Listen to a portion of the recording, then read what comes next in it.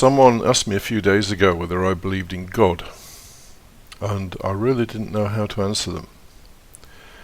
I didn't know how to answer because they use two words there that I kind of just have no conception of. One is the word believe, and the other one is, of course, the word God.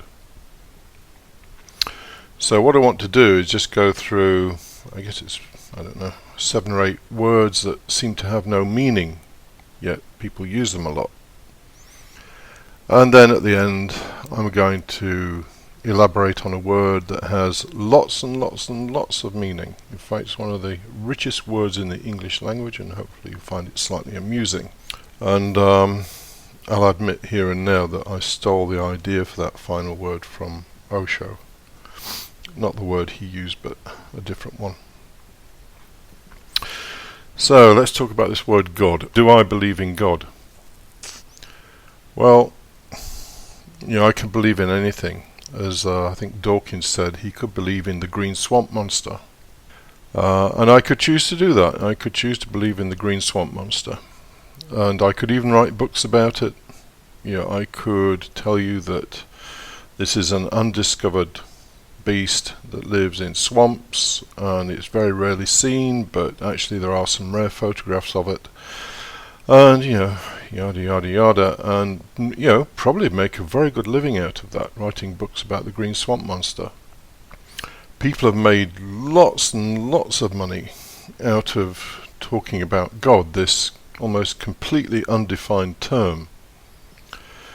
So, we all, as you probably heard, create God in our own image, and then we worship him, it, her, whatever word you want to use. The idea, I suppose, most commonly associated with the word God is that there is some entity that is all-powerful, all-knowing, and sort of sits at the top of the tree, looking down on the creation. Another word that is almost entirely meaningless in that context. So when somebody says to you, do you believe in God? You really need to ask them, which God are you talking about precisely? Because I saw a video with Krishnamurti a few days ago. Somebody asked him that very question, do you believe in God? And he said no, and then he got a whole pile of flack from the audience. And then he said, well look, in India we've got, I think he quoted about 3,000 gods, so which one are you talking about? If you go to some of the philosophers, people like Spinoza, then you'll get more definite definitions, but as far as I'm concerned they're almost meaningless. How can we, finite, limited creatures, conceive of anything that might be infinite and eternal? It's just silly. And again, words infinite and eternal are words that hardly have any real meaning for us. We just use them because they sound good, or because they relieve a certain tension. If we say, oh well, God is infinite and eternal, then we've sort of addressed the problem and we can move on. So the word God has, for me, no meaning whatsoever. Does this mean that I am totally emotionally barren and have no intuition, no intuitive feeling about the nature of my life? No, it doesn't. It just means I don't need to put a word to it. And in fact, here is a little secret. The most deeply felt and sensed things are things you should never put a word to. So if somebody's saying to you, I believe in God, then just let them rattle on and, I don't know, look at your emails on your iPod or something, or your iPhone. Because when people say things like that, then they're just really trying to reassure themselves as much as anything else. And of course most of us want a God that is caring and loving and all those kind of things, Big Daddy in the sky. So the word God for me has zero meaning. And then we come to words like spiritual. What on earth does this mean? I don't know. I suppose people mean that it pertains to the spirit. Well, it just pushes the whole thing back one. What does spirit mean? I don't know. I actually don't know what the word spirit means. I know I have a mind, I can think, and I'm sort of conscious during the day, more or less. And I have a body. I'm reasonably sure I've got a body. Even if it's an illusion, I have an illusion of a thing called a body. So I'm sort of reasonably aware of those two things, but as for spirit, I don't know. I don't know what people are talking about when they talk about spirit.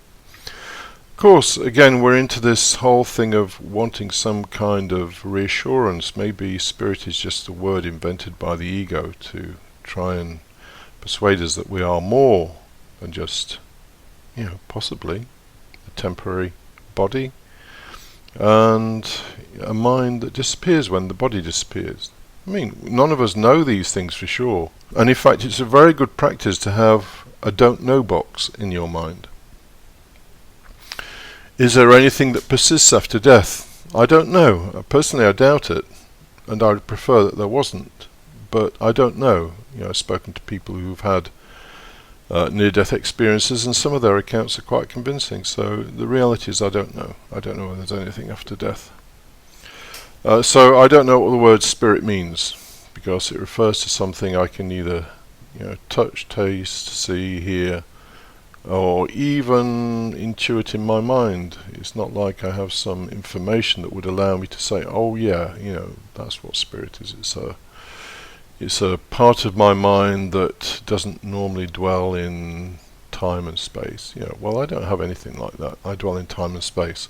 So, another word, I don't know what spirit means. And then we come to the possibly the most profitable word for the New Age and spiritual movements industry, the word enlightenment. This word is, as far as I can tell, essentially just wishful thinking. Most people live in a sort of semi-state of misery, and they worry about their mortality, and they believe that there is some state called enlightenment that delivers us from misery and possibly links us to something that is immortal. Well, maybe, I don't know. I've never seen it. Sort of milled around in all these kind of circles most of my life. And even Mr. Gurdjieff promised people immortality. Well, it was a good selling point. Whether they in some way persist after death, I really don't know. Again, put it in your don't know box. Enlightenment, does it exist? Well, I actually don't think so, but I have a little note on that one about don't know. But what I do know is that it's proved to be the most profitable word for a multi-billion-dollar industry called New Age self-help, spiritual. That word again. So, forget the word enlightenment. It means nothing. All the people that use it don't know what it means anyway. It's sort of like it's a word that has no meaning, but the implied meaning is that it delivers us from misery. Well, there's only one person that can deliver you from misery, and that's yourself, by actually burning all these stupid ideas, by analysing what they mean or rather don't mean. Then we have words like morality. You'll hear people say, oh, he's a very moral man. Well, what does that mean? Well, they might mean maybe he's a kind man, or they might mean that he's honest. Well, why don't they just say he's kind or honest? Why this word morality? And in fact, the universe has no morality built into it. You don't have to look very far really to establish that one. And morals, in effect, are actually pretty much the same as laws. So someone who is law-abiding could be described as moral. So don't kill, don't steal, don't commit adultery, all these kind of things. We use the word moral to try and imply that there's some kind of real thing that exists in the universe called morality. And Mr. Gurdjieff again sort of led us on with the idea of conscience. And it's a strange thing, you know, a large portion of the world is quite happy to mutilate the genitals of little girls, and the rest of the world looks on in horror. And then part of the world that looks on in horror then does the same thing to little boys. So the whole idea of morality and conscience is a shady area. We have laws, and then we have behaviors that we either approve of or don't approve of, and that approval or disapproval is very often socially conditioned. Then we have the word soul. What does the word soul mean? I don't know. It's the idea that we have something in us that is maybe immortal. But again, it's a word you can demolish fairly quickly. So, I had a few more words, but you get the gist. Finally, I want to come on to a word that has lots and lots and lots of meaning. And this word is one of the most commonly used words in the English language.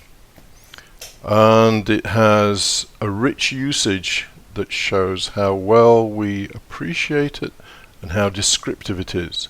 The word is shit. So, here are some meanings of the word shit, or the way that it's used. When someone is talking nonsense, bullshit. The contents of the Vatican sewers, holy shit. When someone has very limited options, up shit creek without a paddle. When we sense impending doom, when the shit hits the fan. The effects of too much alcohol, shit-faced. When something exhibits a very strong adhesive quality, sticks like shit to a blanket. When people are attracted to something, like flies around shit. And I could go on. I think there's probably about 50 of those. And it's strange, isn't it, that words like God, spiritual, enlightenment, moral, soul, creation, so on, are words that we use and sort of give some special meaning to.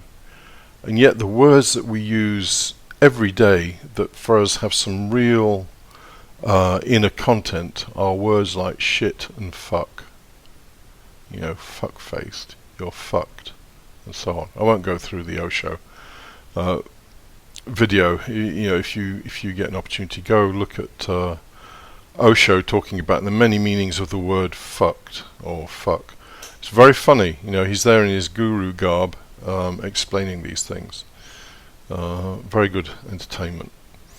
Anyway, meaningless words, you need to basically look for them in your vocabulary, in your mind, and you need to sanitize them. And life will become clearer and simpler if you do that, even if your little ego protests that it really does want to understand what the word God means. Just tell it has no meaning, because it cannot possibly comprehend the nature of existence in its entirety, and that it basically is just creating stuff to make itself feel all nice and cozy.